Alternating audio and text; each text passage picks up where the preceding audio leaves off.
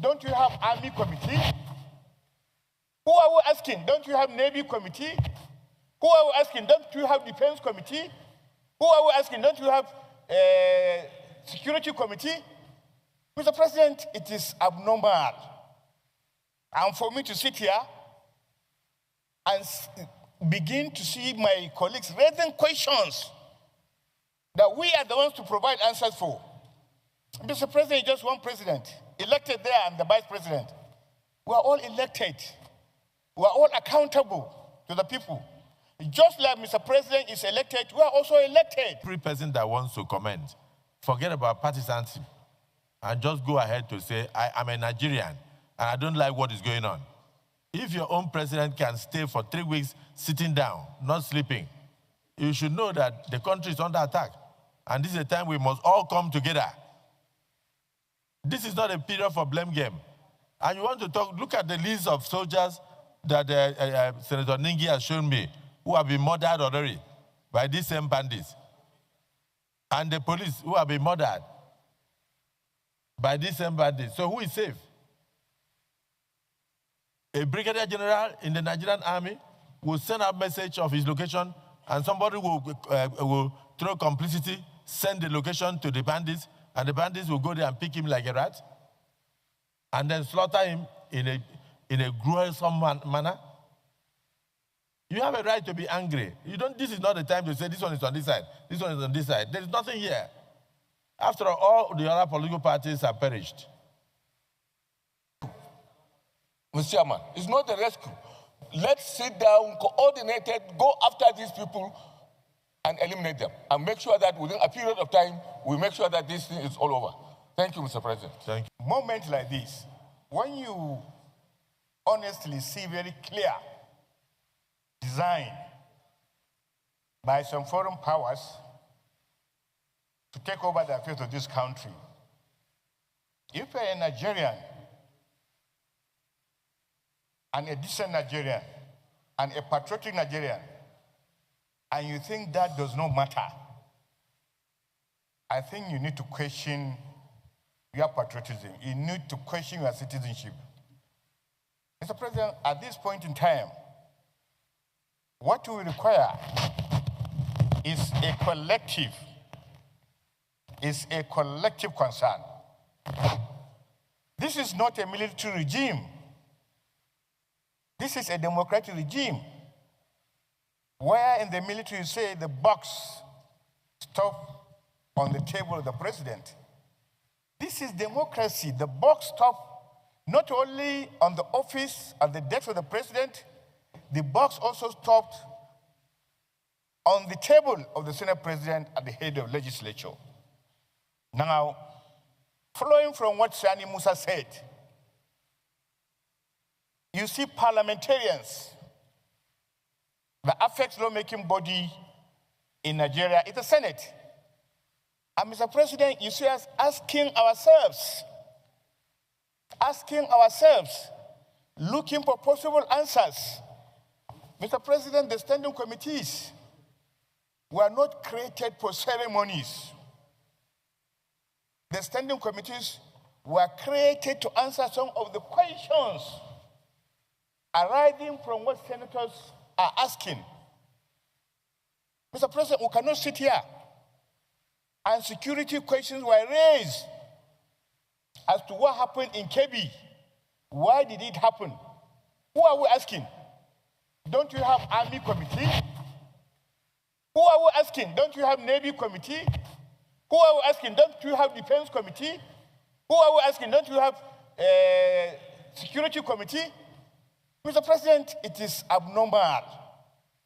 And for me to sit here and begin to see my colleagues raising questions that we are the ones to provide answers for.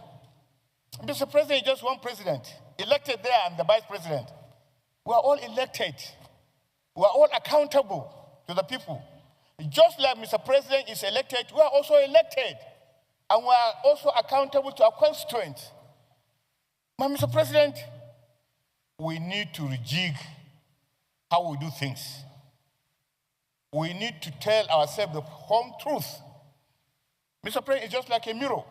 You put a mirror in your front, you see yourself, breaking the mirror will not change that image. No matter how you do, what you see is what you get. What you are is what you get. Mr. President, we need to be proactive, and we need to come with a very clear perspective how to deal with these issues.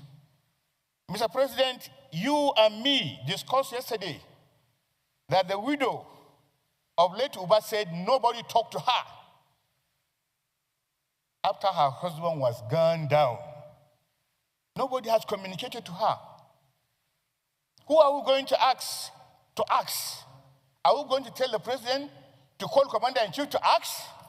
Or are we not having committee of the army here that will call the people? Look at this interview by Mrs. Uba, Musa Uba. What did you do and what did you not do? We learned from Governor of Kebbi State that officers were withdrawn. And we lament. Are we not having standing committees that are supposed to call these people? What did you do? And we keep passing the ball from Maradona to Pele. It is not going to work for us. Mr. President, just yesterday, 5 police officers, 3 of whom I know personally, were called broadly murdered in my constituency. What was the fault? They went to separate a fight between bandits and farmers. And these gentlemen were called brutally murdered. Mr. President,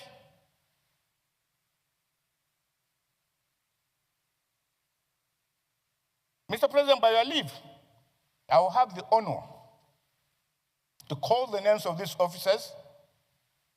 They were so brutally killed, not in the night. Not in the night. Broad day.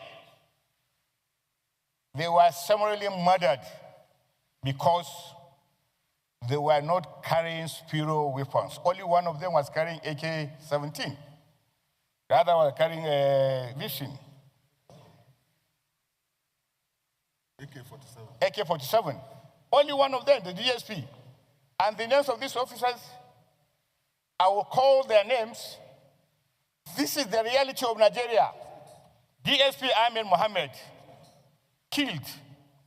Assistant Superintendent Mustafa Mohammed, killed. Inspector Amahil Yunusa, killed. Inspector Idris Ahmad, killed. Corporal Issa Muazu, killed.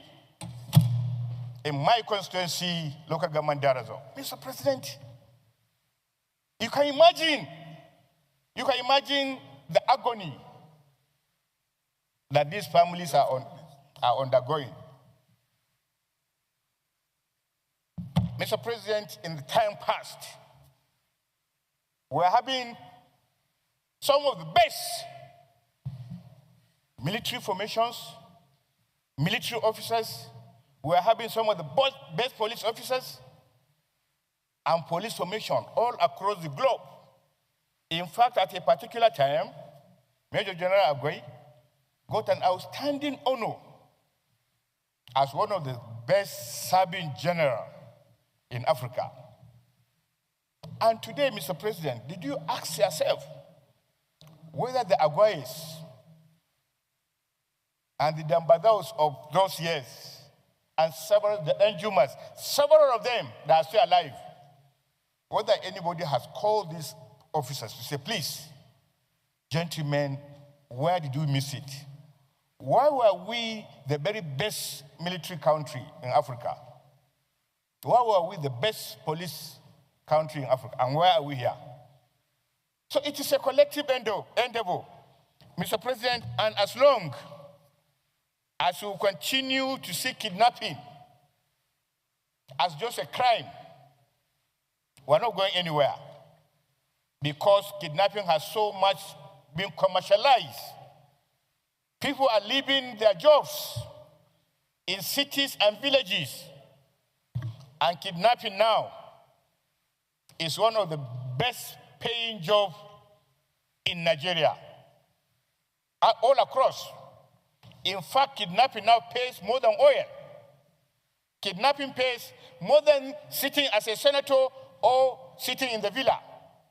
And therefore, as lawmakers, what do we need to do? We now look at kidnapping and say we must amend our laws to say kidnapping is a terrorist act and must therefore be treated as such and must therefore carry the death penalty. And that is some of the ways we have to go. Mr. President, the entire security architecture of our country we need just to sit down. It is not about talking in plenary here. It is not talking about one committee or the other. We must be able to find out. It's not about just national security. Every committee that needs to answer his name must answer his name here in plenary or in executive session. And therefore, going forward, most of the questions arising from our colleagues is not to the president, it's to ourselves. And therefore, the Senate Leader Office, with the understanding of the SP, must find a way in a situation like this, before we even peruse to the matter in details, we need to raise the chairman of committees to give us a synopsis of what they do, how they do it, and then following from that, then we can give our opinion, our recommendation, the way forward, the way this. But if every day we come here and we do some of these things that we only do it probably to appease our constituents, but the matter is not solved. Appeasing our constituency is just secondary. Getting peace is primary. People want to turn our country upside down, and we are looking at it as a joke. Day in, day out, a parliamentarian in Congress will make a whole contingent of federal government go there. Member of Congress, that is an equal of number of house. One person. Member of the subcommittee. Did you elect Trump? Did you elect him? The answer is no. As they are doing, we must also do. We are here because people elected us. And we are not answerable to any member of Congress, and we should not. But we can partner. We can partner. If they want to hear from us, they should hear from us. If we want to hear from them, we can hear from them. I've been to the Congress 3 times. I've been to UK Parliament 3 times. All on equal pedestal. Therefore, we must know our honor, our dignity. People will think that we have no standing. We have standing. We are the largest country in Africa and the biggest black nation on the face of this, and therefore, leadership must be provided. Let's just look inward. Let's put our acts together, and then we dare any outside power. But we have to put our acts together. Where the leadership comes begging, we must make it right. Where they need to be commended, we must commend them. The Nigerian people we must inspire them to believe what we are saying. Every day we talk like this, you go to the media, you go to the press, it's all talk. And that is true. But we need to change these things. Mr. President, I pray that in one of the prayers, we'll give a 1-minute silence on behalf of these murdered police officers. I so submit. Wisdom and the presence of mind to allow this Senate to discuss these issues of national security at length. From the time when you bent over and allow us to bend the rules of the Senate to allow me to raise an issue of national importance regarding the abduction of the schools in the Maga Secondary School. Today, you have kept your eyes on the ball regarding the issues of security in this nation. Mr. President, I would also like to express our gratitude to the President and Commander-in-Chief of this nation, particularly not just about postponing or withdrawing from his intended international assignments, but also being there for the nation. I'm physically taking charge of all the activities that led to the freeing of various convicts who have been victims of the terrorists. I thank you and I thank the President. But there is one issue that is most important. This issue was raised by both Senator Wamako and Senator Abadibe. The issue of rescue is not enough. We must unite, like you say, to go after these criminals and bandits. We all know who they are. If we don't know who they are, how are we going to be able to negotiate a secure release of some of these bandits? We know who they are. We know where they hibernate. We know the routes that they follow from one location to another. This is common knowledge to everybody, to the people who have been harassed and intimidated by these bandits. Everybody knows who they are, where they stay, the routes they follow. Why can't we nurture and move and garner the necessary strength to pursue these people simultaneously wherever they are and make sure that we eliminate them? The state is supposed to be the bastion of force. It has in its control legitimate use of force. We should not, under any circumstances, allow bandits to intimidate the nation, to send fear into our communities, to disband our own educational institutions. The threat, the education of our children, which is one of the most fundamental rights of the people of Nigeria, has now been put under question mark. All schools, particularly those cited in rural areas, have been asked to close.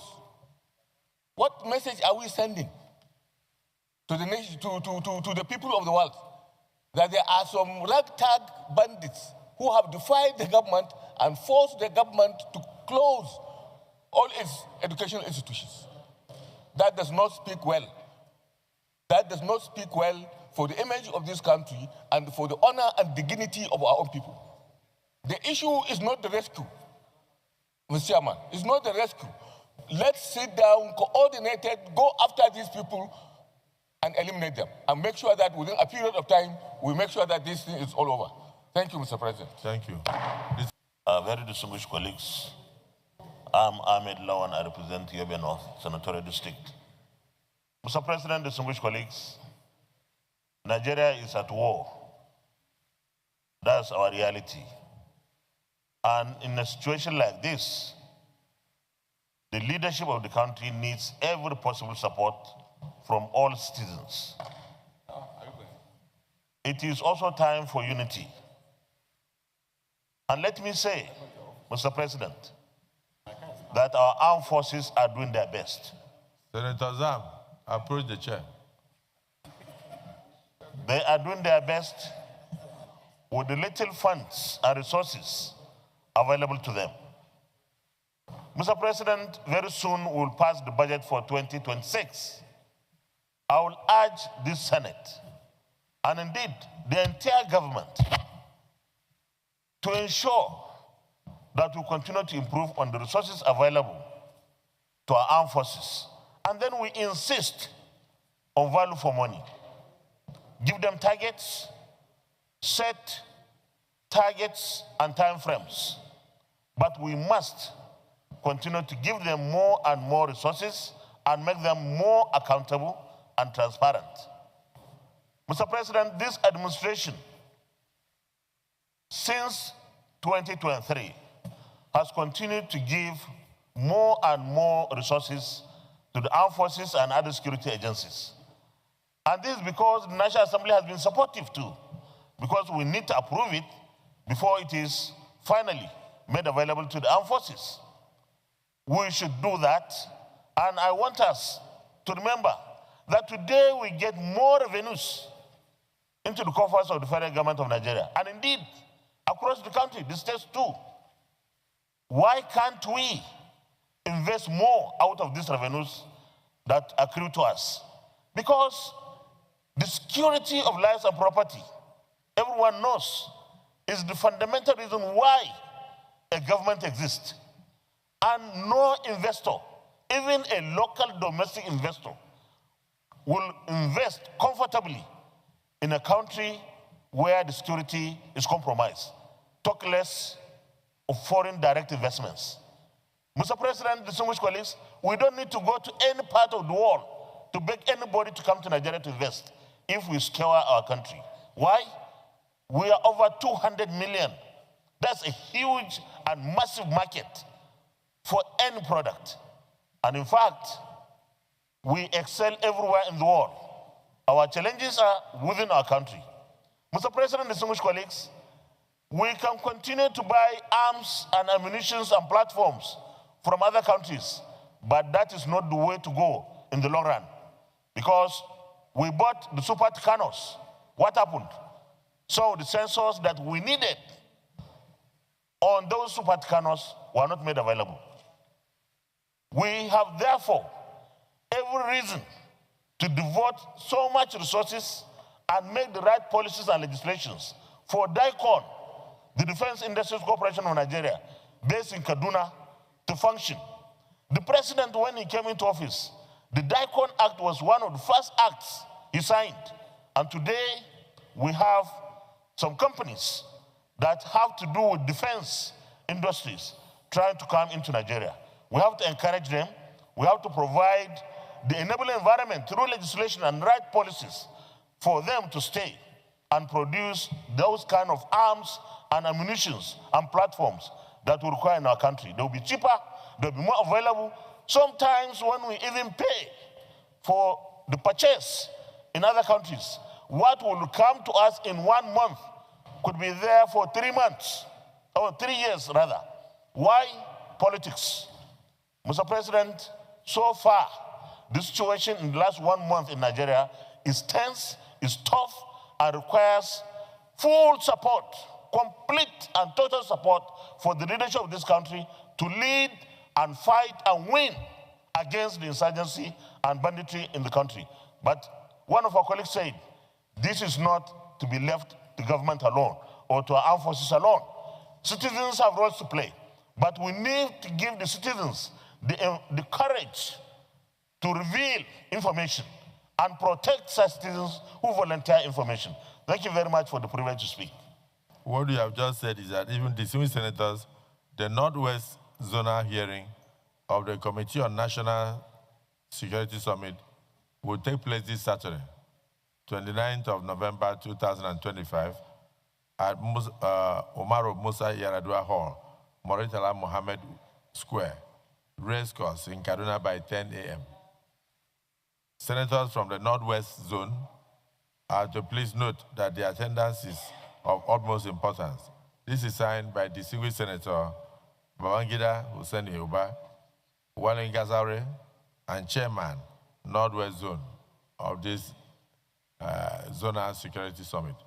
So just as you are talking, I think we also have another one from the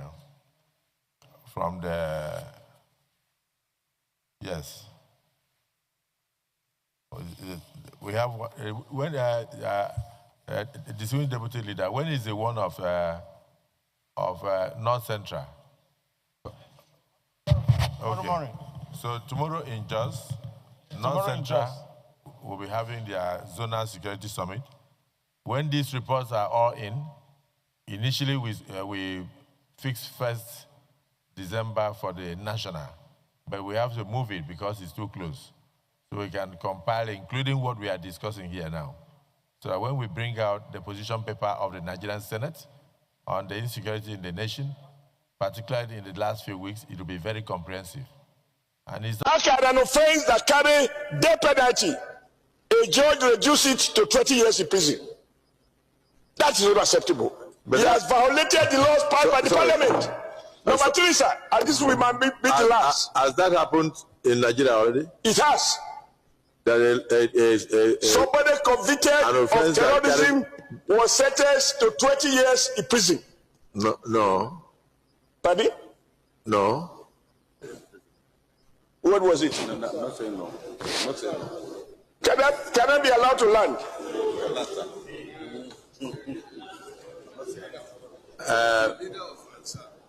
In moments like this, the devil can come in and make us so confused that we might turn against ourselves and then by default allow the enemy to behave as if he's happy at an upper hand. However, what I think we should do, which under your leadership, even in your statement, you have already encouraged us to come up with such suggestion, is in the light of what we now know, what can we begin to do differently and contribute those ideas to support the executive initiative? One there, for example, is, and you amplified it, even in greater details than any one of us in this house, when you revisited the statement by the governor of Kebbi State. Nigerians are entitled to know, and it is no longer national secret, the commander of that area who ordered that those men be withdrawn. It is to be a national secret to be kept within military cycle. Nigeria should know president. Is it the view of the Senate? Yes. That those against say nay? The ayes have it. That is taken. The penalty on terrorism. This parliament is on record as having done that. Mr. President, I am troubled when, after all the efforts that security agencies and the prosecuting authorities have to invest to secure conviction, because unfortunately the state cannot behave like a mob. So you have to prosecute, follow due process. I am troubled by the conflicting judgment by various high court judges. Sentiment of a judge, the will of the people as conveyed in a law, then the president can decide if there are reasons for him to do so, whether to commute or to reduce. How can an offense that carry death penalty, a judge reduce it to 20 years in prison? That is not acceptable. But he has violated the laws passed by the parliament. Number three, sir, and this will be the last. Has that happened in Nigeria already? It has.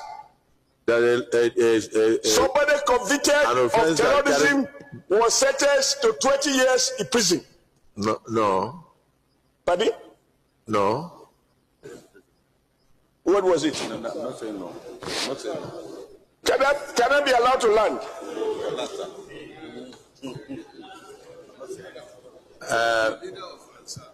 Governor of Kebbi said that somebody ordered troops out and people were kidnapped. Till today, nobody in Nigeria knows what happened. And no question has been asked. And we are sitting down here as a parliament, and we turn and we talk. Statement, which I will quote.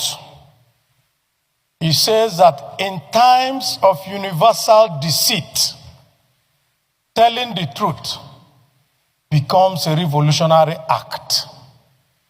We are being told every day to be patriotic. We are being told here that we shouldn't say anything against. We are being told that, oh, you shouldn't talk about the past. You should focus on the present. Yet, on this floor, rather than focus on what we're supposed to talk about, we go back to say, oh, during 2015, oh, the Chibok girls happened, and oh, we are now rescuing people. People were not rescued at that time. During Chibok, 17 local governments in Katsina were not having parleys with bandits. People in Kebbi We are not leaving all the rural areas and coming to only the urban areas to stay. People in Niger, we are not being kidnapped. So why do we need to? At any time, we need to talk about the present issues of today. We go back to start to look for excuse for our failures of today. I only want to say, let us do the right thing. We're not blaming this government for what they are finding itself, but it is the government in power, and they should do the right thing. What are the right things? We take only one example. The governor of Kebbi said that somebody ordered troops out and people were kidnapped. Till today, nobody in Nigeria knows what happened, and no question has been asked. And we are sitting down here as a parliament, and we turn and we talk. Yet, somebody is responsible. If I'm the commander-in-chief, I will call the army commander in that place and the head of the army and say, if you don't get me the head of this person, who withdrew the troops to put all these children in jeopardy? Then you make an example of him. That is how a country is run. A country is not run on pacification. A country is run on confronting issues. I rest my case. I think it is time for Nigeria to allow us to be carrying arms. If not, these boys, you see them, you will just be vomiting. In the church, where this man is discussing with us, was discussing with us, these are small boys carrying guns. If all of us, particularly the elite, and we are at war, he should stand as the real, he's a commander-in-chief because he listens and